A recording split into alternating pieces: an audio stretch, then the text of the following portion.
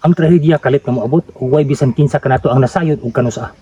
Nagpadayon ang aftershocks dinhi sa norte sa Cebu matag karog unya.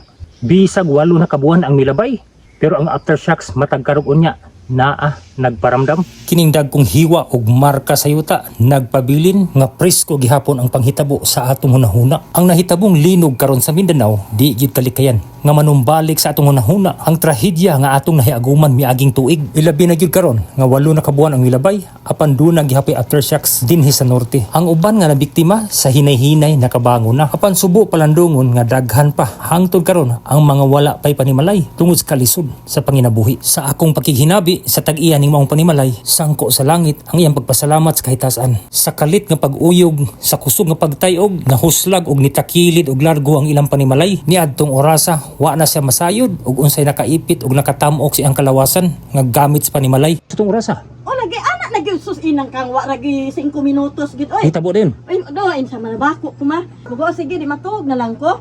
O di ako ko nanirado ko sa pultahan kay magpasaon man lagi siya para di mo kuan.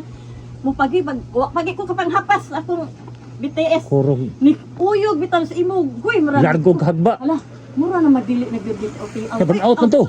Pitik-pitik naman gyud mo bay mo na dito ang ato ang kabilya mo haligi ay na pitik. On the spot largo ka. Ya naon kani naon yung kiling naman ya. Ako sa ni sa ako itang anak sa ma magyud baka ay kayo.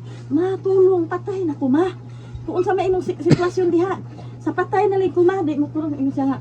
Ingko dagan gawas pa doon sa kanang ablihan Yahay mo ka, ma'am? ni gawas na tukas kalsada mo pa ako nalakan pod terus karon ako po sir kay di ka kahibaw sir unsay nakaali hangtod karon di ko kahibaw unsay nakakaali dis ako kay agianan man gyud unta na diha yung napuno na dire sa kuan butong man ning kamo kung alsa sa akong TL dili man gyud tawo ni mapiko di man gyud mapiko ana lang sa photo. Gikan diri sa Barangay Marangog, Bugos City, ako si Rekorhista alang sa balita on the dot.